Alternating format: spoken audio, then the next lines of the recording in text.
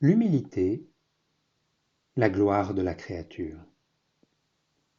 Ils jettent leur couronne devant le trône en disant : Tu es digne, notre Seigneur et notre Dieu, de recevoir la gloire, l'honneur et la puissance, car tu as créé toutes choses et c'est par ta volonté qu'elles existent et qu'elles ont été créées.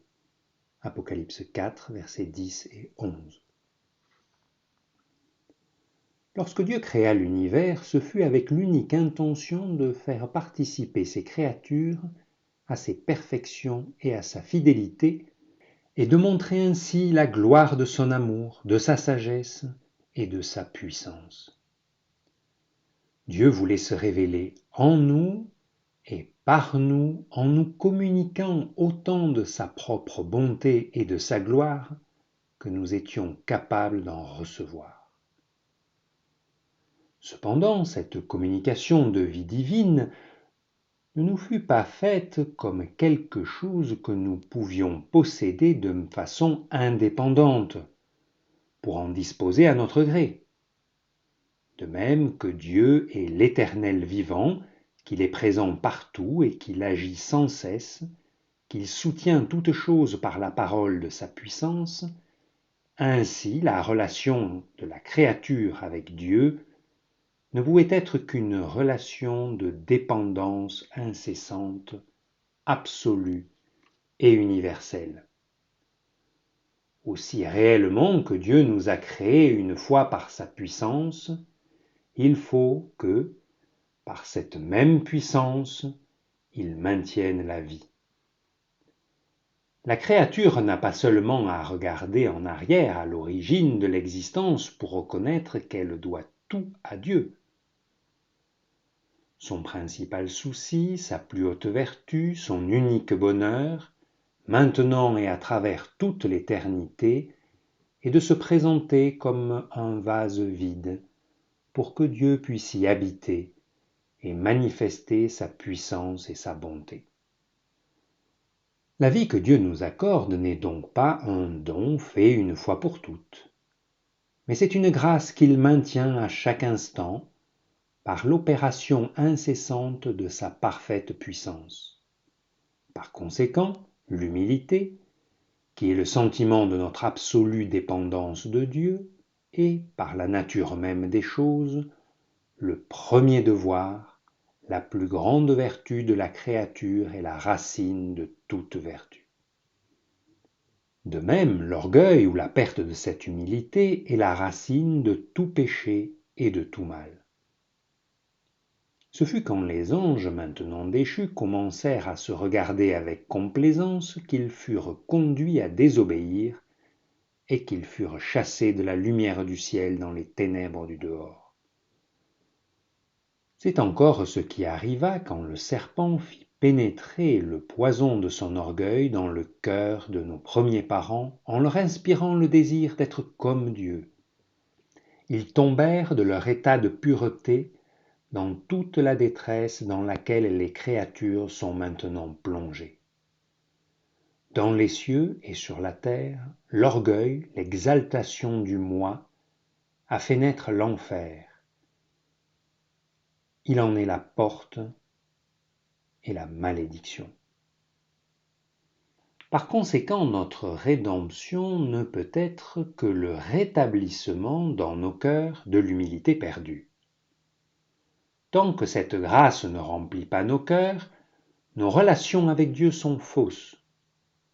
C'est pourquoi Jésus est venu personnifier sur la terre l'humilité perdue, afin de nous en rendre participants et de nous sauver par ce moyen. Dans les cieux, il s'est humilié lui-même pour devenir homme. L'humilité que nous voyons en lui, il l'a possédée dans le ciel. Il l'apporta du ciel. Ici, sur la terre, il s'humilia lui-même et devint obéissant jusqu'à la mort. Philippiens 2, verset 8. Son humilité donna à sa mort sa valeur et devint ainsi notre rédemption.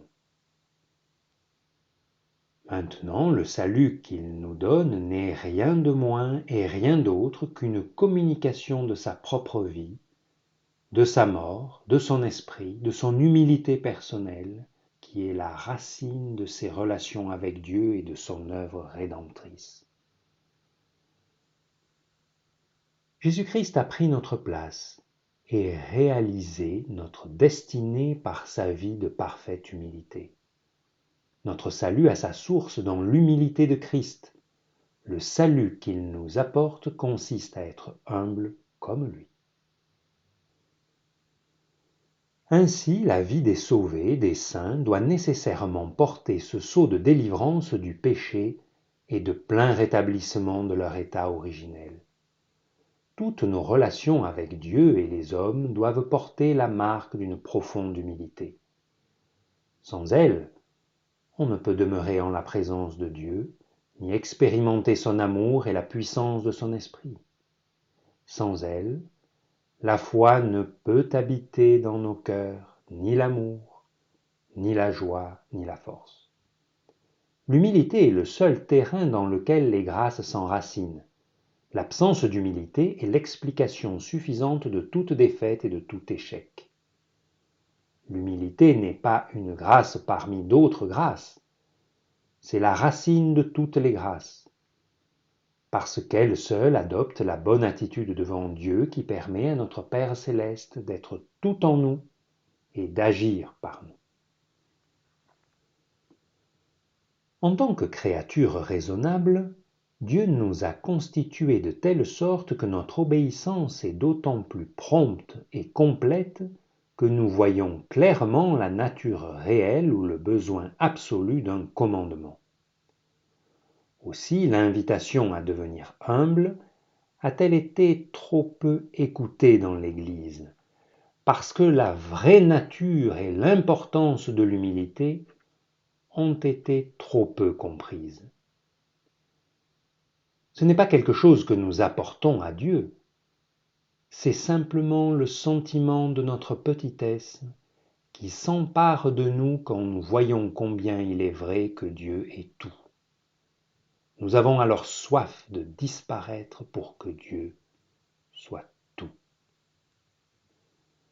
Quand la créature sent que c'est là sa vraie noblesse et qu'elle consent à être, avec sa volonté, son esprit et ses affections, la forme, le vase dans lequel la vie et la gloire de Dieu doivent agir et se manifester, elle voit que l'humilité consiste simplement à reconnaître la vérité de sa position comme créature et à rendre à Dieu la place qui lui est due. Dans la vie des chrétiens sérieux, de ceux qui recherchent et professent la sainteté, l'humilité doit être la principale marque de leur authenticité. Il n'en est malheureusement pas toujours ainsi. Pourquoi ? Ne serait-ce pas parce que, dans l'enseignement et l'exemple de l'Église, l'humilité n'a pas occupé la place d'honneur qui lui appartient ? Cette vérité a été tellement négligée et si peu comprise que l'on considère généralement notre état de péché comme la grande influence qu'il faut faire agir pour nous pousser à devenir humbles. Cependant, il existe un motif plus grand et plus puissant, le motif qui donne aux anges, aux plus saints parmi les saints dans le ciel, leur parfaite humilité. C'est que la marque principale et essentielle des relations de la créature avec son Créateur, le secret de toute bénédiction, est l'humilité et la conviction de notre petitesse qui laisse à Dieu la gloire d'être tout. Beaucoup de chrétiens confesseront, j'en suis sûr, que leur expérience a été fort semblable à la mienne en ceci. Nous avons longtemps connu le Seigneur sans réaliser que la douceur et l'humilité de cœur doivent être les traits distinctifs du disciple, comme ils étaient ceux du Maître. Cette humilité n'est pas une chose qui viendra naturellement, mais il faut la rechercher ardemment et avec persévérance, prière et foi. En étudiant la parole de Dieu, nous verrons quelles instructions très claires et fréquentes Jésus donne à ses disciples sur ce point particulier, quelle importance il y attache et combien ils furent lents à comprendre. Reconnaissons donc, dès le début de nos méditations sur l'humilité, qu'il n'y a rien de si insidieux, de si caché à nos yeux, de si difficile à vaincre et de si dangereux que l'orgueil. Comprenons que la seule confiance persévérante et très ferme en Dieu et en Jésus-Christ nous fera voir combien nous manquons de la grâce de l'humilité et combien nous sommes impuissants à l'obtenir autrement que par la foi. Étudions le caractère de Christ jusqu'à ce que nos âmes soient remplies d'amour et d'admiration à la vue de son humilité. Croyons que, quand nous serons brisés par la douleur de notre orgueil et de notre impuissance à nous en débarrasser, Jésus-Christ nous communiquera lui-même cette grâce par sa vie merveilleuse qu'il a mise en nous.